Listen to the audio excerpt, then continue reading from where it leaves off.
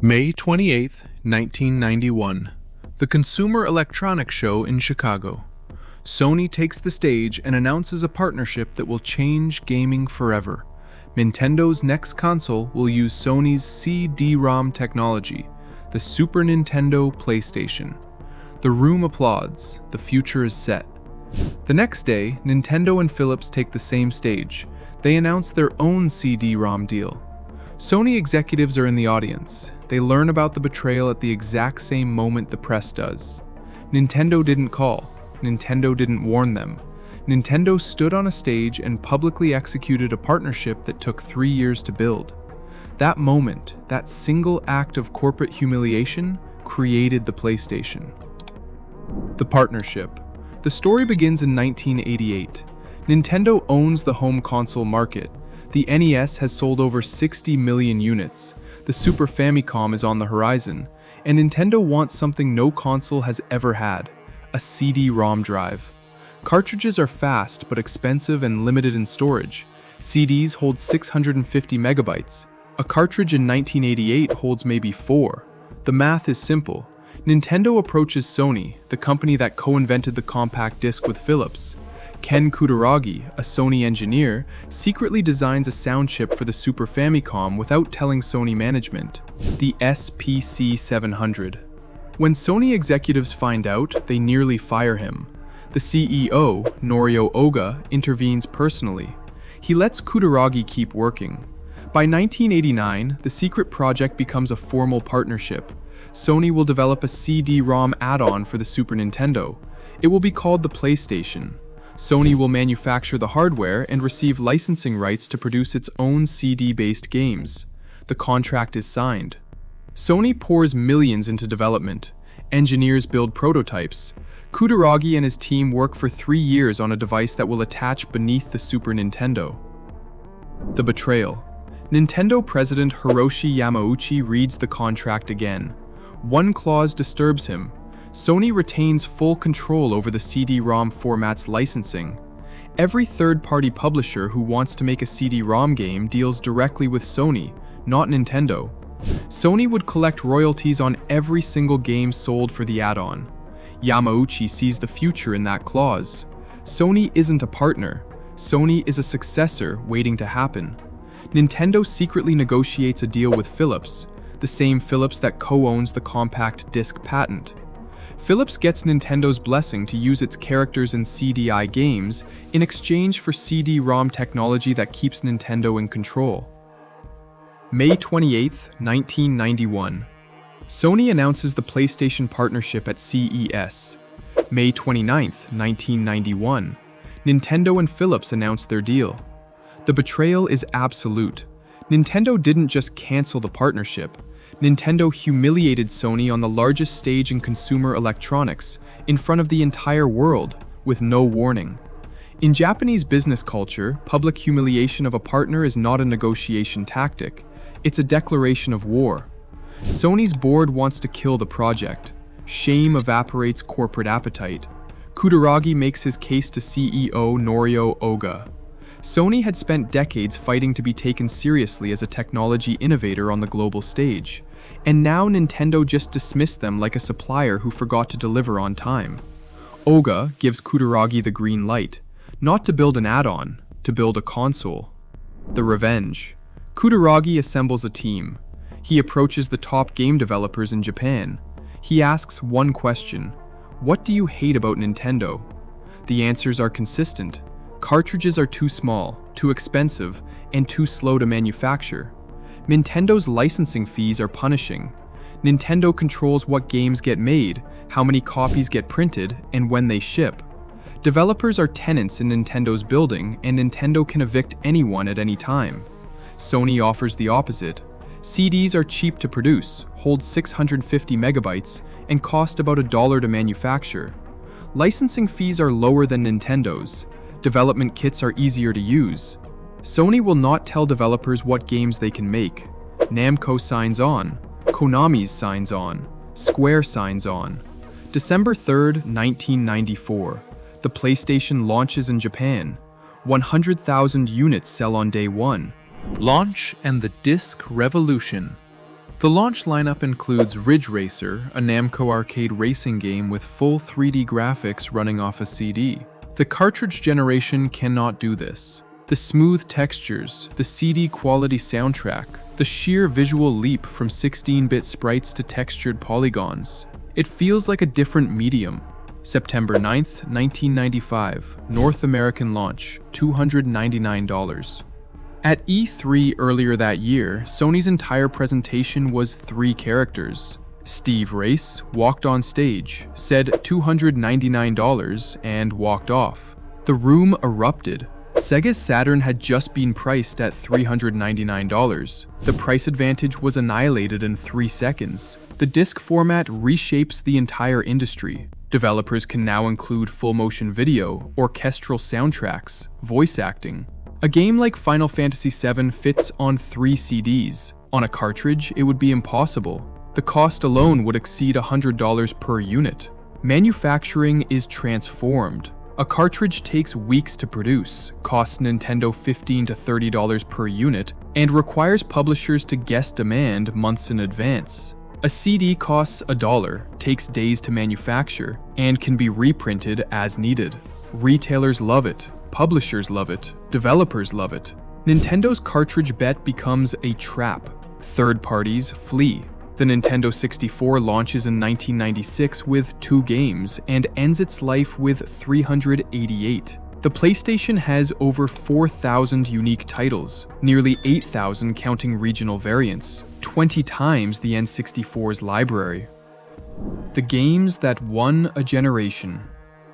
Crash Bandicoot arrives. Naughty Dog builds a 3D platformer that squeezes every ounce of power from the PlayStation's geometry engine. It becomes the console's unofficial mascot. Final Fantasy VII. Square defects from Nintendo after decades of partnership. 3 CDs, pre-rendered backgrounds, full motion video cutscenes, an orchestral score. It sells 10 million copies. It sells PlayStation consoles by the millions. People walk into stores, see the commercial, and buy the system just to play it. Nintendo never gets another mainline Final Fantasy on a cartridge. Gran Turismo. Polyphony Digital simulates real cars with real physics. Over 140 vehicles, each with distinct handling. 10.85 million copies sold. It invents the sim racing genre on consoles. Metal Gear Solid. Hideo Kojima creates a game that is half movie, half stealth action. Voice acting, cinematic camera angles, a plot about nuclear weapons and genetic manipulation.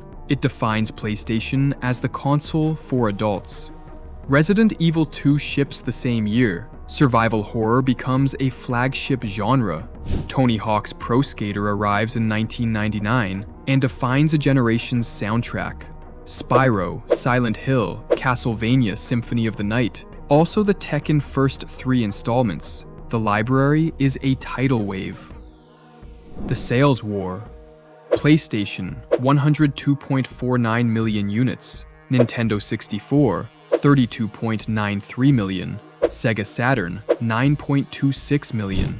Sony's first console outsells Nintendo's third by more than 3 to 1. Sega, the company that once owned the arcade and the home market, is obliterated.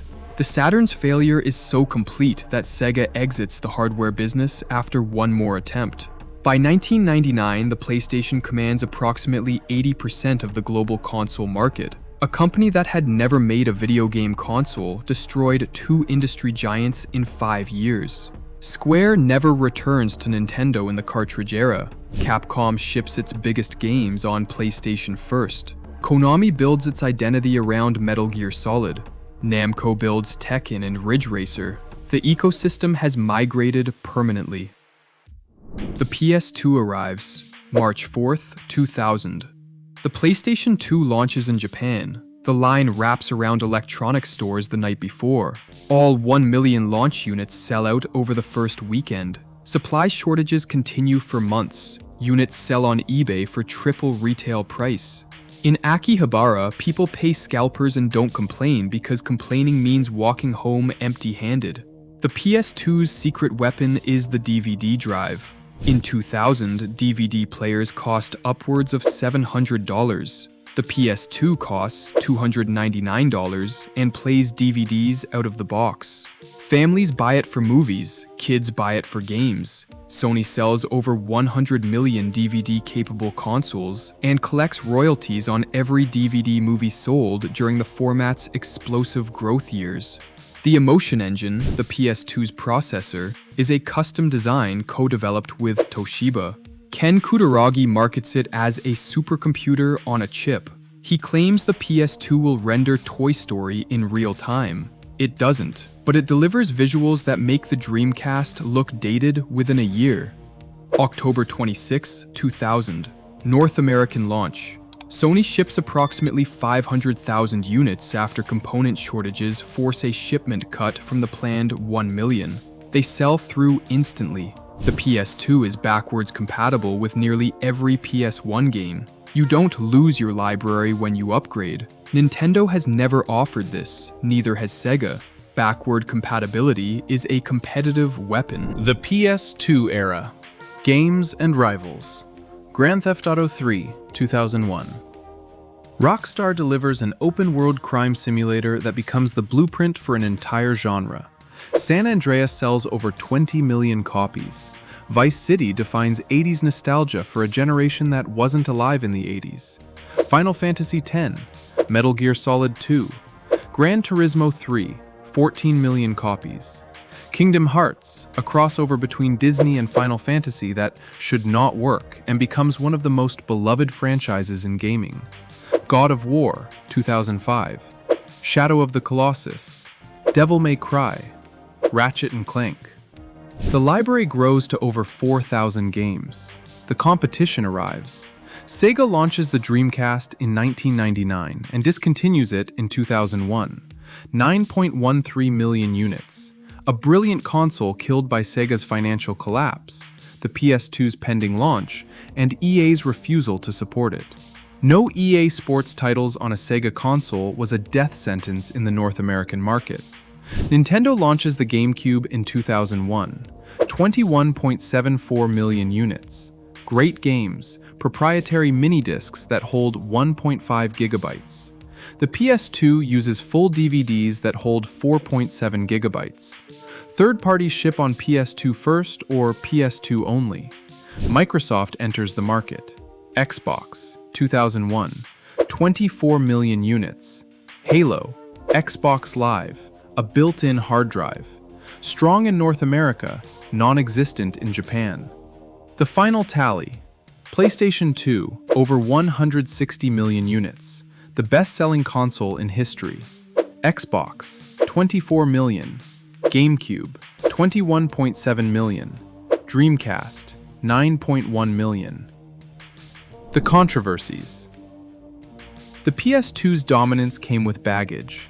The Emotion Engine hype crossed into deception.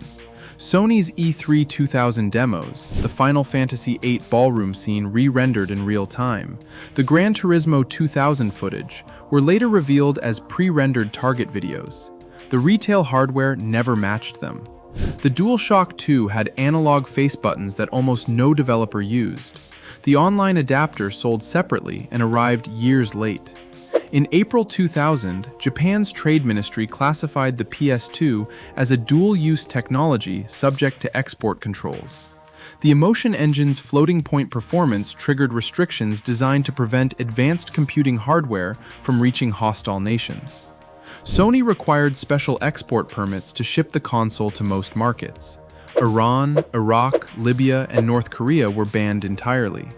For several months, the world's most popular gaming console was legally regulated as potential missile guidance hardware.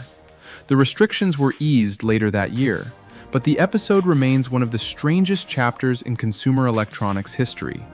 Sony sued Connectix in 1999 over the Virtual Game Station, a PlayStation emulator for Mac. Sony won a preliminary injunction and then lost decisively on appeal. The Ninth Circuit ruled that reverse engineering for compatibility was protected fair use, but Connectix spent a fortune on legal fees. In 2001, Sony acquired the Virtual Game Station's assets and discontinued the product.